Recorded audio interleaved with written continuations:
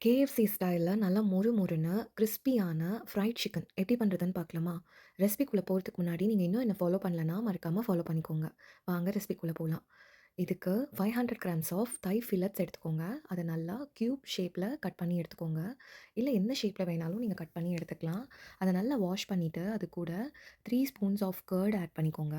அது கூடவே உப்பு, மிளகாத்தூள், அதுக்கப்புறமா ginger garlic paste, ginger powder, garlic powder, onion powder இது எல்லாத்தையுமே கொஞ்சமா ஆட் பண்ணி, நல்லா மிக்ஸ் பண்ணி விட்டுக்கோங்க. இந்த ஸ்டெப் வந்து ரொம்பவே இம்பார்ட்டண்ட்டான ஸ்டெப்பு. இந்த மசாலாஸ் தான் வந்து இந்த சிக்கனுக்கு ஒரு ஃப்ளேவர் குடுக்கும். ஸோ, இத நல்லா எல்லா சிக்கன்லயும் படுற மாரி மிக்ஸ் பண்ணிட்டு, ஒரு 1 ஹாருக்கு இத வந்து மேரினேட் பண்ணிறலாம். 1 ஹார் கழிச்சு மேரினேட் பண்ண சிக்கன எடுத்து வச்சுக்கோங்க. அதுக்கப்புறமா ஒரு பவுல்ல 1 1/2 கப்பு மைதா எடுத்துட்டு, அதில உப்பு, மிளகாய்த்தூள், ginger powder, garlic powder, onion powder இது எல்லாத்தையுமே சேர்த்து நல்லா மிக்ஸ் பண்ணி விட்டுக்கோங்க. இதுவுமே ரொம்ப இம்பார்ட்டண்ட்டான ஸ்டெப்புங்க. இதில தான் நம்ம சிக்கன கோட் பண்ணி எடுக்க போறோம்.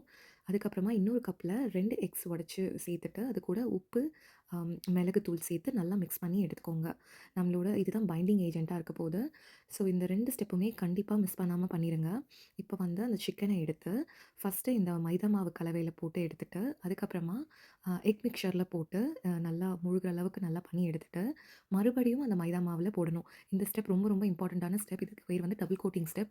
இது கண்டிப்பா மிஸ் பண்ணாம பண்ணிருங்க. ஸோ, இது மாரி மிச்சம் இருக்க எல்லா சிக்கன்லயுமே பண்ணி எடுத்துருங்க.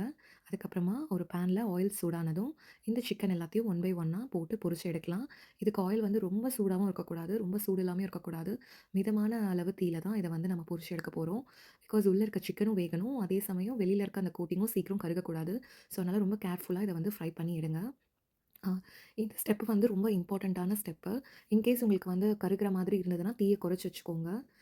இந்த மாதிரி நீங்க செஞ்சீங்கன்னா, உங்களுக்கு பெர்ஃபெக்ட் கிரிஸ்பியான வெளியில கிரிஸ்பியாவும், உள்ள சாஃப்ட்டாவும் இருக்க KFC ஸ்டைல் சிக்கன் சூப்பர்பா ரெடி ஆயிடும். நான் சொல்ற எல்லா ஸ்டெப்ஸையுமே மறக்காம ஃபாலோ பண்ணி நீங்க செஞ்சு பார்த்தீங்கன்னா, இந்த மாதிரி உங்களுக்கு டெக்ஸ்சர்ல சூப்பர்பான சிக்கன் கிடைக்குங்க.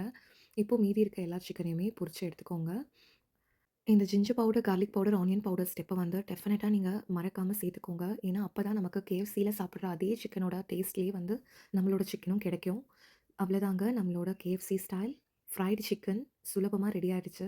இது கூட நீங்க மயோ ஆர் டொமேட்டோ சாஸ் சேர்த்தி சாப்பிட்டீங்கன்னா சூப்பரா இருக்கும். கண்டிப்பா ட்ரை பண்ணி பாருங்க. ரெசிபி பிடிச்சிருந்துச்சுன்னா லைக் பண்ணுங்க. என்னோட பேஜ மறக்காம சப்ஸ்கிரைப் பண்ணிக்கோங்க. தேங்க்ஸ் ஃபார் வாட்சிங்.